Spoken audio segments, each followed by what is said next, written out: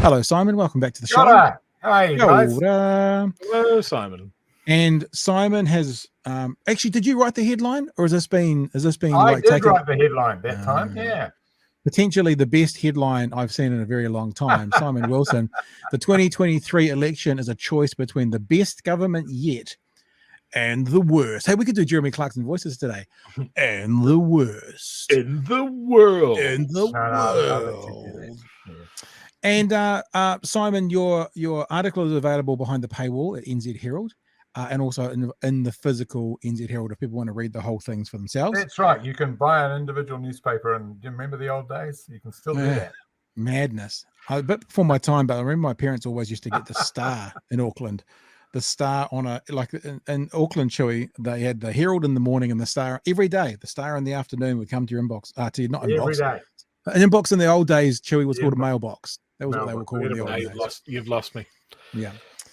So this is where I want to start, Simon. We're just scrolling down through your wonderful article here, but I want to read one paragraph from it. I want to start there and then let's have at it. Okay. So here we go. Straight from Simon's opinion piece.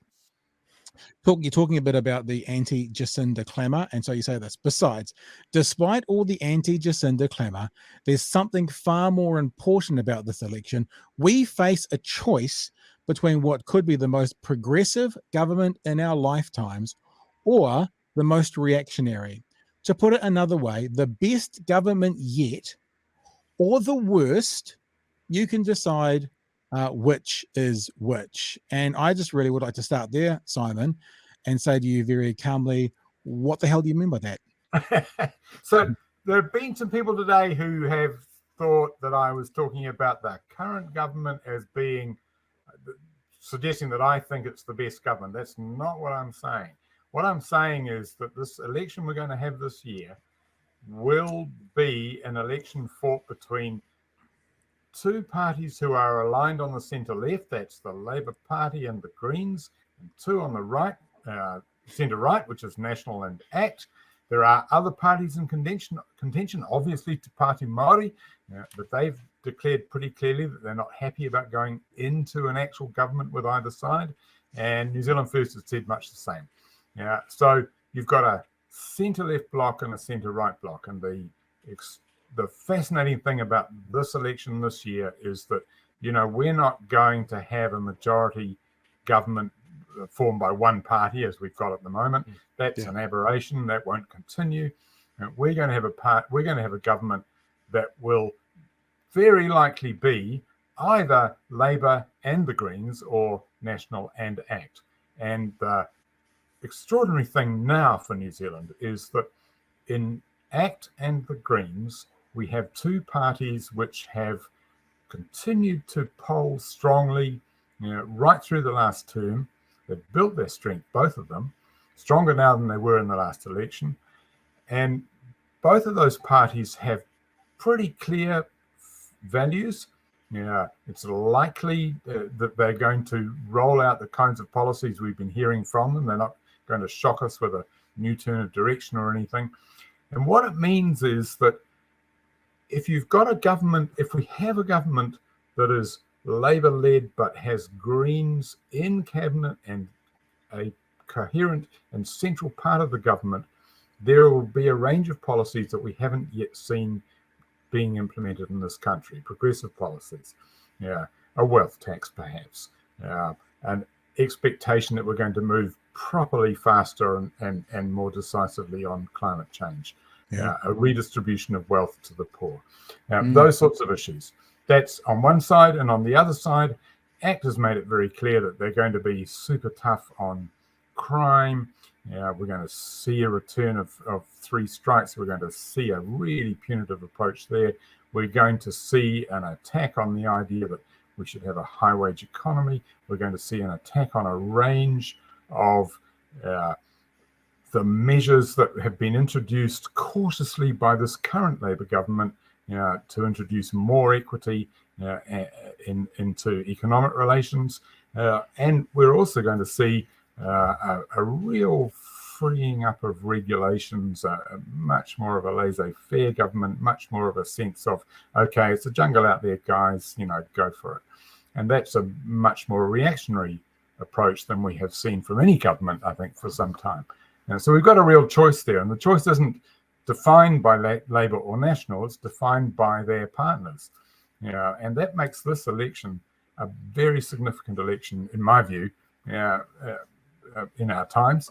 It's hard to think that we've had a more significant election for many years.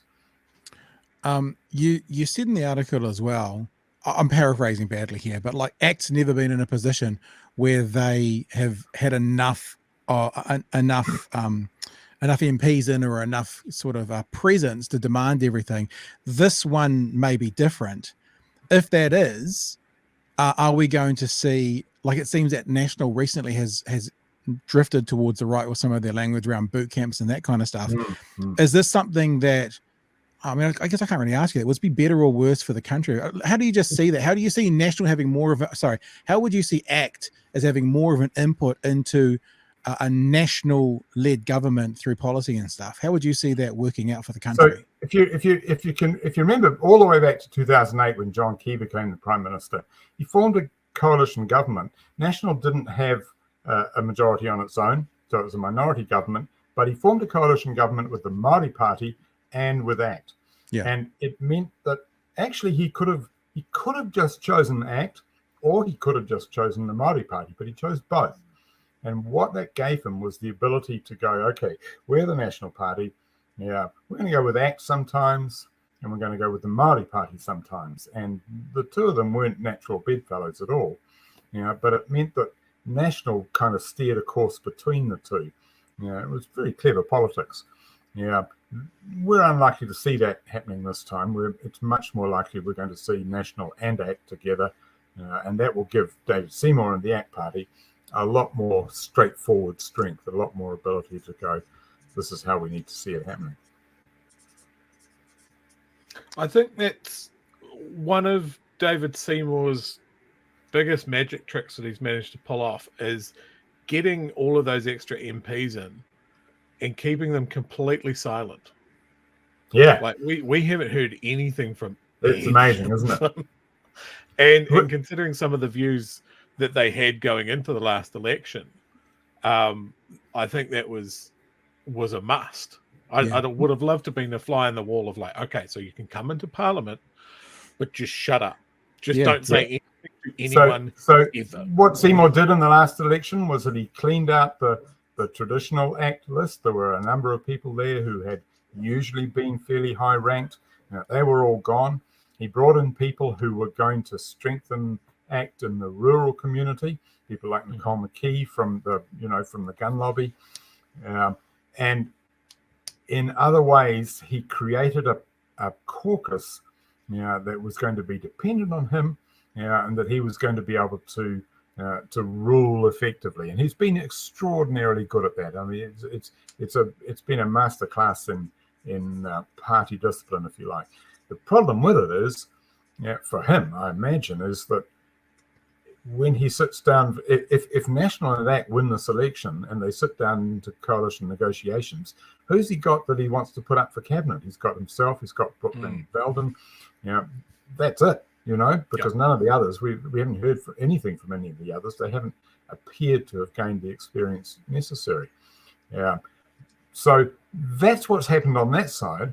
On the other side, extraordinary, and it's worth saying about ACT that that's allowed them to maintain their electoral strength.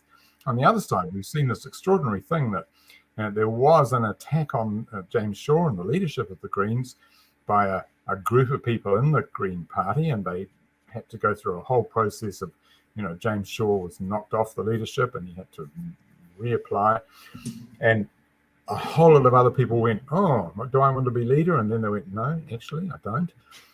And Shaw was re-elected or reappointed to that job with overwhelming support.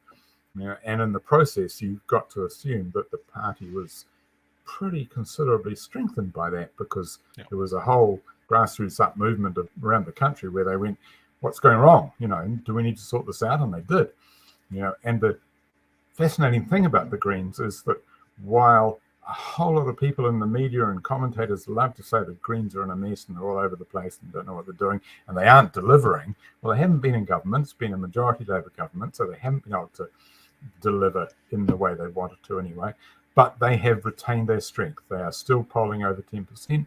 They are still there in a way that minor parties are meant to fade away, but they haven't faded away. And I think they're going into this year stronger than they were in 2020. And that's a pretty remarkable thing that they've done. I think one of the reasons perhaps they haven't faded away is a bunch of people voted for Labour last time, and through various opinions and decisions made by the Labour government, they don't want to vote for them again, so they've drifted back to the Greens, I think. And then also a bunch of people who voted for National last time are a little bit perhaps annoyed that Christopher Luxon isn't going as hard groundswell as they'd like them to, so they've drifted to ACT. And I wonder if we talked about this last year in our last show, Simon, what was the biggest news story of last year? And I don't think it was an individual story in New Zealand. I think the discontent or the disquiet that started with Delta and went into that Wellington protest and is still impacting politics today is probably one of the reasons those fringes are getting stronger. And I'm not saying fringes, and they're both mainstream parties, but the further left and further right. But you wrote in your article about being in the Deep South and having some conversations with people in the Deep South. I'm assuming you're meaning down here as opposed to obviously America. Otago and Southland. And you mentioned groundswell, I think, in your article as well. And your article paints a picture that don't count your chickens. In fact, what you say at one point is it's way too soon to predict. I don't know about you, Chewy, but that's not what I'm hearing from people. What I'm hearing from 9 out of 10 people is this is over. It's time for a change. Let's get rid of, as you say, that whatever her name is. Why are you thinking that this is at the moment still a competitive race versus certainly everything I'm hearing, which is going, can't wait to get them. Let's be honest, can't wait to get her is what a lot of them are saying out. Where's the difference? What am I missing, or what is the general public missing? My view of that is that there are blocks of voters in this country, blocks of people in this country who are finding it hard to talk to each other now. And that's showing up in politics, particularly in politics. So that the kind of the anti-Jacinda thing, the idea that damn woman has ruined this country and has ruined our prospects, that's become a really dominant idea, but it isn't a dominant idea among everybody. It's a dominant idea in the groups where it circulates, but it doesn't follow from that. But it's a dominant idea much more widely. And I was really struck. I was in Central Otago and I was sitting around a table with a group of people, and it was like nobody's going to vote for Jacinda Ardern. And I thought, well, I'm actually sitting around the table with a group of people who are clearly going to vote, and they were white and older and middle class, and they are the people who vote more than any other demographic in this country. But they weren't everybody. They weren't everybody by any means. And the idea that there were people in this country who saw the world differently from them, they seem to struggle with. And I was surprised at that because, I live in Auckland, where you can't live in Auckland and think that everybody thinks like you. You know that you just walk down the street and you can see people who clearly cannot be thinking like you because they're demographically different. And demographic diversity is so strong here, that that you're living in a society where there are lots of different competing views and lots of different competing values. And there are parts of the country where that isn't true, because overwhelmingly everybody's the same. And we hear a lot from Groundswell, and we hear a lot from people who know how to use the media and know how to talk about radio and know how to use social media and all of that stuff. But it doesn't mean that they're everybody. Yeah, I've certainly been on the receiving end of that. The election where National won a few years back. I was very much in my lefty bubble of like-minded friends and comment sections and web forums, and I went to a party for the election results, and it was the worst evening of my life. It was very, very disappointing. And I was just sitting there going, I can't believe this has happened, because everybody I've spoken to, you know, I was living in central Wellington. Everyone was sure it was going to be Labour back in again. And that's the danger of just staying in your bubble. And that's 2008. It's the echo chamber, isn't it? Yeah, and I remember 2014. I wrote about, after the 2014 election, I wrote about this in Metro magazine, where I was editor at the time. And most of the people I knew were convinced that Labour was going to win that election, that John Key was just not delivering, nobody liked him, had no policies, on and on and on it went. And it didn't happen like that at all. You know, National pretty comfortably won that election.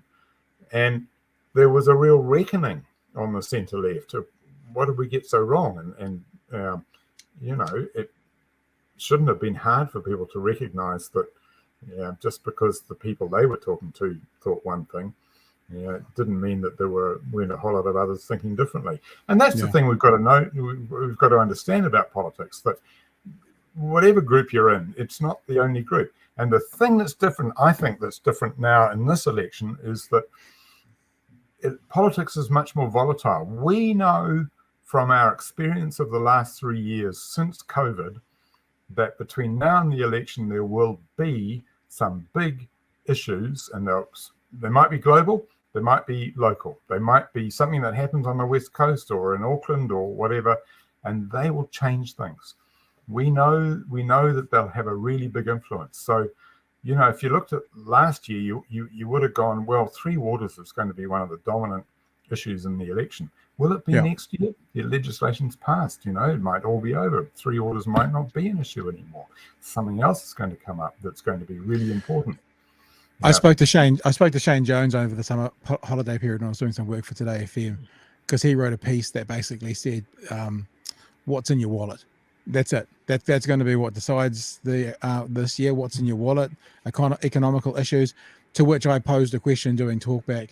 If this is about the economy, let's talk about that. Who's going to handle the economy better? And if you say national, how do you respond to the ASB saying with that 2% GDP growth, that currently the New Zealand economy is stupendously strong? Their words, not mine. So how do we then look at it? It was an interesting kind of delve into a lot of people who didn't really go beyond, let's say, hearing a headline from Mr. Luxon and taking that as gospel. But that's what Shane Jones was saying. It's all going to be about the purse strings and people's personal finances.